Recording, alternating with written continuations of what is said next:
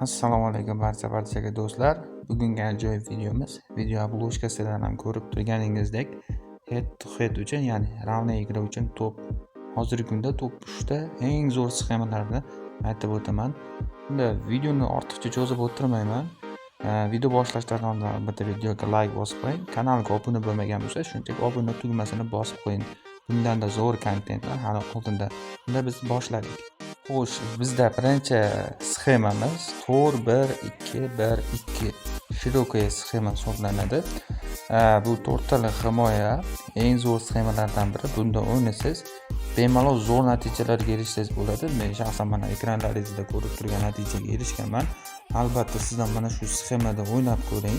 Zo'r sxemalardan biri, tavsiya beraman.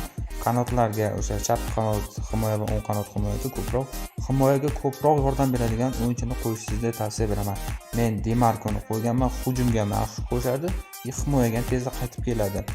Keyingisi Marcos Llorente, buni sotib olganman. Hujumga ham boradi yaxshi, lekin himoyaga ham, defensivga ham visoki, juda ham zo'r. Ko'proq o'sha chap qanot himoyaga, o'sha hujumga unchalik qo'shilmaydigan qanot himoyachilarni olishingizni tavsiya beraman. Birinchi taktik sxemamiz 4-1-2-1-2 shirokaya hisoblanadi. Eng zo'r sxemalardan biri hisoblanadi mana shu 3-5-2. Hozirgi kunda eng zo'r aktual bo'lgan skill deb ham sxemalardan biri 3-5-2 hisoblanadi. Buni sal minus tomoni himoya ushlash juda ham qiyin hisoblanadi. Agar siz bunda himoyani zo'r ushlay olsangiz, bemalol 3-5-2 da o'ynashni tavsiya beraman. Zo'r sxemalardan biri. Qanotda zo'r qochib ketadigan vingerlarni qo'yish juda zo'r bo'ladi. Misol uchun mana Vinicius Junior va George Best qo'yganmiz va markaziy hujumda Qo'ynes, Rafinha va hujumchilar orqasida Lionel Messi. Juda ham zo'r sxemalardan biri 3-5-2. Bitta minus tomoni himoyani ushlash juda ham qiyin. Agar siz o'sha aytib o'tgandek himoyani zo'r ushlasangiz, zo'r sxemalardan biri hisoblanadi. Ikkinchi sxemamiz shu 3-5-2 hisoblanadi.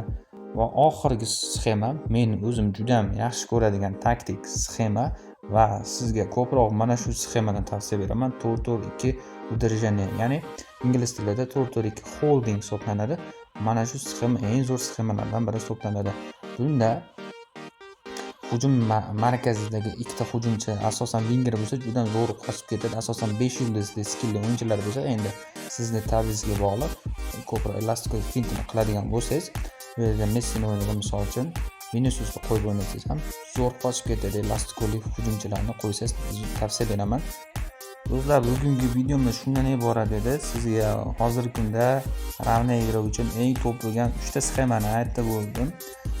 Valloh, sxema unchalik muhim ham emas, lekin sizni o'yin stilingizga anchagina katta ta'sir ko'rsatadigan narsa bu albatta sxema hisoblanadi.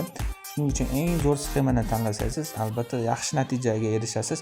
Eng ta'sir qiladigan omillardan bu birinchi navbatda internet va o'zingizga bog'liq. Internetingiz zo'r bo'lsa, ping bo'lmasa, qotmasa o'ynasa, bemalol mana shu aytib o'tgan sxemalarim bilan siz mana ekranlaringizni ko'rsatib qo'yaman. Mana shu undanda ziyoda natijalarga bemalol erishishingiz mumkin. Eng avvalo o'sha internet bilan muammo bo'lmasa va o'zingiz zo'r o'ynay olsangiz, mana shu sxemalar sizga juda katta yordam beradi.